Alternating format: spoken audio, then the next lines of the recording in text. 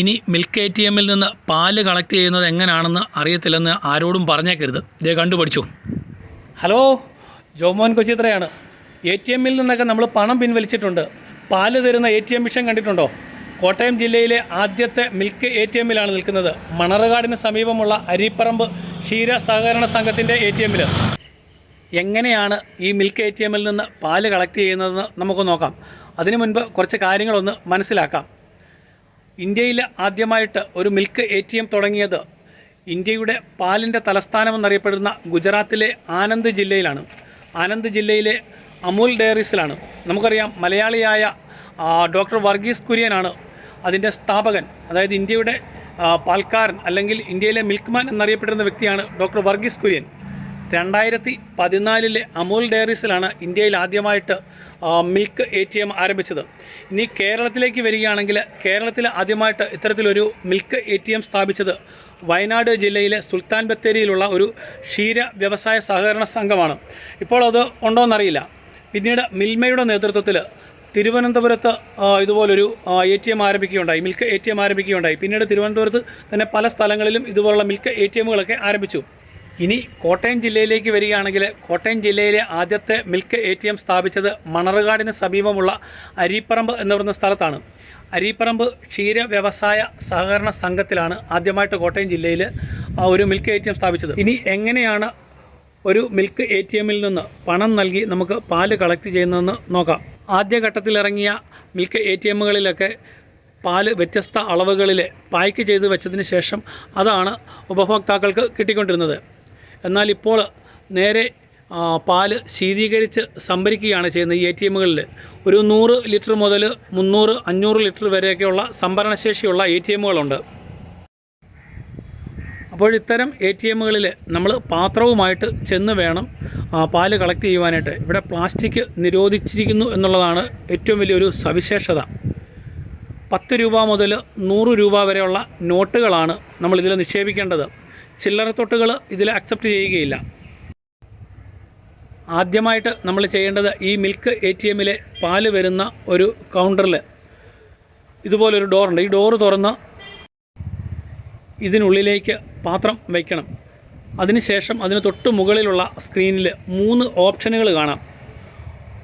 ഒന്നാമത്തെ ഓപ്ഷനിൽ കാണിച്ചിരിക്കുന്നത് ഒരു ATM കാർഡാണ്. ഈ ATM കാർഡ് എന്ന് പറയുന്നത് ഇവിടുത്തെ ഈ സഹകരണ സംഘം നൽകുന്ന ഒരു ATM കാർഡാണ്. നമ്മൾ ഈ സംഘത്തിൽ പണം അടച്ചു കഴിയുമ്പോൾ നമ്മുടെ ഈ കാർഡ് റീചാർജ് ചെയ്യും. ഈ കാർഡ് ഉപയോഗിച്ച് ഇതിൽ നിന്ന് നമുക്ക് പാല് കളക്ട് ചെയ്യാം. രണ്ടാമത്തെ ഓപ്ഷൻ എന്ന് പറയുന്നത് നമുക്ക് UPI ഇടപാട് വഴി പാല് കളക്ട് ചെയ്യാവുന്നതാണ്. അതായത് നമ്മുടെ ഗൂഗിൾ പേ, ഫോൺ പേ തുടങ്ങിയവയിൽ നിന്ന് നമുക്ക് പണം നൽകാം. അതിന് ഒരു QR കോഡ് നമ്മൾ സ്കാൻ ചെയ്യേണ്ടതായിട്ടുണ്ട്. അതിനാദ്യം അതിലൊന്ന് നമ്മൾ ടച്ച് ചെയ്യുക. ടച്ച് ചെയ്യുമ്പോൾ ഇതുപോലൊരു ഇൻ്റർഫേസ് വരും. ഇതിൽ ഇപ്പം നമുക്ക് കാണാം 1/2 ലിറ്റർ, 1 ലിറ്റർ, 1.5 ലിറ്റർ, 2, 2.5, 3, 4, 5 എന്നിങ്ങനെ കാണാം. എത്ര ലിറ്ററുകളാണ് നമുക്ക് ആവശ്യമുള്ളത്, എത്ര ലിറ്ററാണോ അതിൽ നമ്മൾ പ്രസ് ചെയ്യുക. അപ്പോൾ ഉടൻ തന്നെ താഴെ ഒരു QR കോഡ് പ്രത്യക്ഷപ്പെടും. ഇത് നമ്മൾ സ്കാൻ ചെയ്ത് കഴിയുമ്പോൾ ആ പ്രസ് ചെയ്ത എത്ര ലിറ്ററാണോ അതിനനുസരിച്ചുള്ള തുക നമ്മുടെ ഫോണിൽ വരും. അത് നമ്മൾ പേ ചെയ്യുമ്പോൾ ഉടൻ തന്നെ താഴെ ഈ പാത്രത്തിലേക്ക് പാല് വീഴുന്ന കാണാം. ഇനി ഇതിലെ മൂന്നാമത്തെ ഒരു ഓപ്ഷനാണ് നമ്മുടെ കയ്യിലുള്ള പണം ഉപയോഗിച്ചുകൊണ്ട്, അതായത് 10 രൂപ മുതൽ 100 രൂപ വരെയുള്ള നോട്ടുകൾ ഉപയോഗിച്ചുകൊണ്ട് നമുക്കിതിൽ നിന്ന് പാല് കളക്ട് ചെയ്യാം. 10 രൂപ, 20, 50, 100 എന്നിവയുടെ ഏതെങ്കിലും ഒരു നോട്ട് മാത്രമാണ് ഒരു സമയത്ത് നമുക്ക് നിക്ഷേപിക്കാവുന്നത്. ഇതുടൻ തന്നെ അത് ഉള്ളിലേക്ക് വലിച്ചെടുക്കുകയും സ്കാൻ ചെയ്യുകയും ചെയ്യും. തുടർന്ന് എത്ര രൂപയാണോ നമ്മൾ ഇട്ടതെന്നുള്ളത് ഈ സ്ക്രീനിൽ നമുക്ക് കാണാനായിട്ട് സാധിക്കും. തുടർന്ന് പാൽ വിതരണം എന്ന ഈ ഓപ്ഷനിൽ ക്ലിക്ക് ചെയ്യുകയാണെങ്കിൽ ഈ പാത്രത്തിലേക്ക് അതിനനുസരിച്ചുള്ള പാല് വീഴുകയും ചെയ്യും.